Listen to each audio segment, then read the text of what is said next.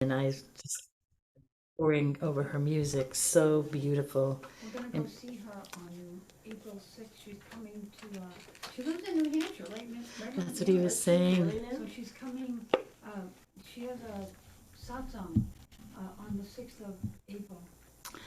It does her praising the earth, and that's that music is. I gotta snap out of it now. Okay. So hello, and well, today is National Wildlife Day. Of course it is. Actually, it's National Wildlife Day is 51 years old. It was established by the United Nations to celebrate the cooperation of 184 countries in protecting the environment and the Earth's wildlife. When I read that, I was kind of like, well, I don't know. It looks like we have a long way to go. But then I thought, who knows what things would look like if they weren't doing that. So anyway, happy National Wildlife Day. And I want to start by sharing an article that I read during the week. It was about trees, and its focus was on an update on the Big Basin redwoods in Big Basin Redwood State Park in California, which was home to roughly 4,400 acres of old-growth redwood trees, otherwise known as majestic giants, that are among the tallest living things on Earth, with a lifespan stretching beyond 2,000 years. So most of us might remember that 4 years ago, or 3.5 years ago, in August 2020, wildfires burned through 97% of Big Basin, and they scorched the redwood trees. Some of these trees dated back more than 1,500 years. And the wildfires were so intense that the flames so high that the tree's foliage was completely destroyed, even in canopies that were more than 300 feet high. And so it was feared that these redwoods would not recover. But then 10 months later, when some of the trees still had smoke and were still smoldering, something incredible was happening. Many of the trees began sprouting tiny leaf needles from blackened trunks and blackened branches. Vibrant green growth was sprouting from buds that had been laying dormant under the bark deep inside the trees. Some of these buds had lain dormant for over 1,000 years. When researchers covered the sprouting buds to stop them from photosynthesizing, they still grew. And now 2 years later, after that, the forest has turned completely green. And so this, to me, is such an example of the power of God and of the divinity in all living beings and all living things. And to me, it's an example of blessed always. In the more than human world. And so I wanted to talk a little bit about how we are genetically bonded with the earth, with the other life on the earth. Studies have shown we are healthier, both physically, emotionally, and mentally, when we are in nature, when we're around trees, when we are they've shown that there's lower crime rates when people have more exposure to nature. And we know that we're healed and nurtured and nourished and blessed by nature. There's forest bathing, they call now, which I guess is walking in the woods. And then forest schools, nature retreats. There's new organizations, the Children in Nature Network. And then also things like interacting with animals in things like animal therapy, which is not the same as interacting with wild nature, but it's still an acknowledgement of the profound blessing that nature is in our lives, and how the more than human world blesses our lives and blesses our lives every day. So I wondered if that was, what was that like in reverse? When I walk among trees, they are blessing me and I can feel them blessing me. But what am I giving?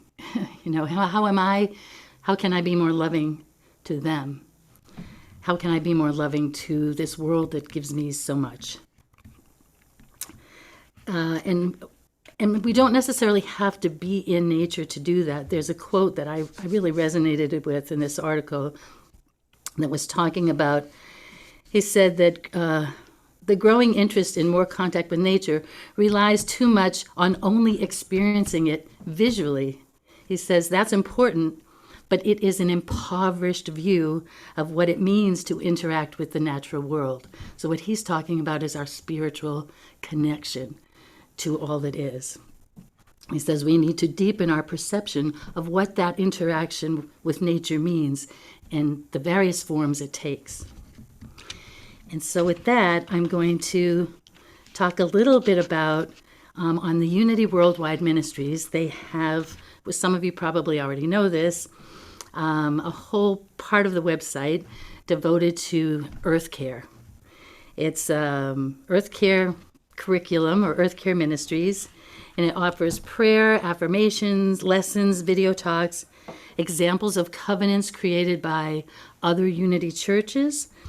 And it applies the 12 powers to healing and co-evolving our relationship with the earth and with other species. It's called 12 Powers for Our Planet. And I'm going to read the Unity Earth Care Ministry vision statement. We envision a world in which humanity lives in a spiritual consciousness that manifests as loving coexistence with all creation and care for our earth home.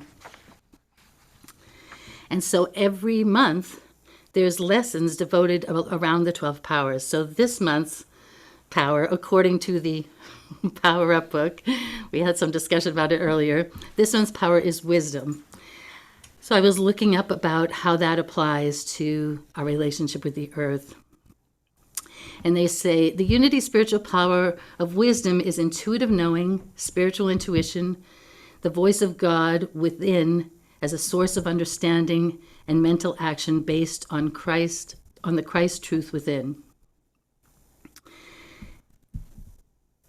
So it talks about connecting our wisdom, that divine love wisdom, with the divinity and the wisdom of nature, and how these are interconnected. This is our one family. I'm not going to read the whole thing. Once again, I took too many notes. But it says here that each year we experience the wisdom of nature in the turning of the seasons and the incredible life forces of all of Earth's species. Through our divine faculty of wisdom, we can learn to hear the Holy Scripture of nature, enhancing our spiritual growth and development. And they write, I claim now the innate wisdom that is my birthright. I open to truth and the guidance of Creator, Source, God, and my highest self in knowing wise action. I know what is mine to do and what isn't. I yield my human-only thinking, and I allow the divine to direct. I affirm the emergence of divine wisdom in humanity, healing and balancing our individual and collective actions towards all beings and the earth. I give thanks for their divine wisdom, and amen. So this, there's a lot on it. I really encourage people to check it out. I have all these notes here because I was so moved by what I was reading. And they draw comparisons to how one woman shares, streams do not debate about right or wrong choices, but flow according to the design of water, even pouring down to meet the seas and ocean, only to evaporate, form clouds, and again pour forth upon the earth. This is the wisdom of the design of water. Similarly, the divine is our design. It is the same design, the same divine design in our great wisdom. So it talks about this profound connection. And this, I think, is one way that we can apply, bring our deep feelings for nature into action, into being more loving and more intentional. I guess that's the word I'm looking for, more intentional in our thinking about nature. Because we're part of nature, we know this, not a transcendent species with no responsibilities to the natural world. I lived at one time, I had lived in the city, and then I moved upstate into a very rural area. And I was living across, I didn't even think of it, I didn't realize I was living across from a campground. And it was louder and more disruptive than any place I had ever lived in the city. I mean, I could not even sleep at night. It was so loud. And so sometimes when we interact with the more than human world, we just sort of bring our human experience to the wild nature, and we're not really listening to nature. We're just sort of having our human-centric experience just in a different place. And once again, nature and animals are the backdrop to the human movie. And that doesn't heal us, and it doesn't heal nature either. I mean, I'm sure I shouldn't say that.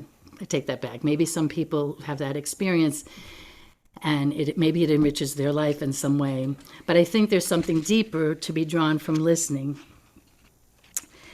And so I'm going to share a little bit of my own story in this regard. So I'm going to talk about, I usually talk about animals, but this is actually, and I may cry a little telling this story because it's something from my past. But when I was very young, my father, I guess, saw wanted a tulip tree. And this is my memory of it, by the way, that my parents, whatever, decided we were going to have a tulip tree. All I remember is seeing the picture of it in the magazine. And it was like gorgeous. I mean, it's this full grown, and it's a tree, huge tree, but it's covered in tulips. And I was really taken with this. I just was so transfixed by its beauty and by how big it was. So we got a sapling. And I remember being disappointed. This was not the the fantasy I had in mind. And we planted this sapling. And I remember there was like this intricate defense system for the sapling. Like my mother can attest. There was like a fence around it. And my father was very attached to the growth of this tree. And we as a family loved this tree for years and really took care of it. And I remember my memory as a child growing up was, because you really couldn't do anything to damage the tree. You couldn't, the tree was a focus of the families. It was like a family project to take care of this tree growing up. And the tree did grow up. 13 years later, it started producing gorgeous tulips. And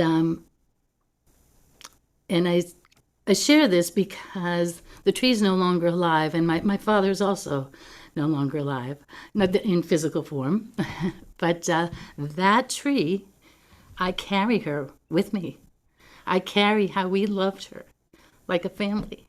And I carry how she grew, how I got to witness with my own eyes her coming from a sapling and taking form, and how our love was part of her journey.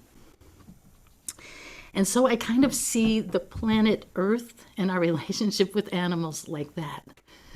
Like it's our tulip tree.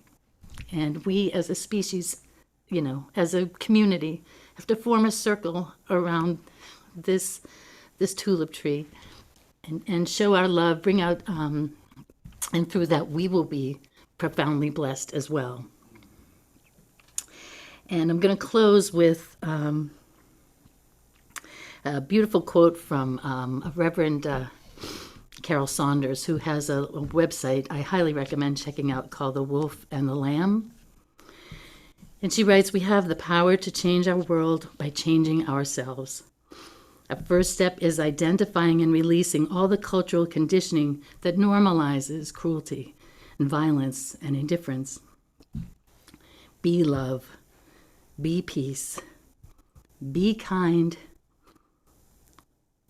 Oneness, universal love, nonviolence, and the golden rule will widen our circle to include everyone, not just humans. And eventually, we will all be in the circle until there is no circle, only unity." So I'd like to do a short meditation now. Thank you for listening.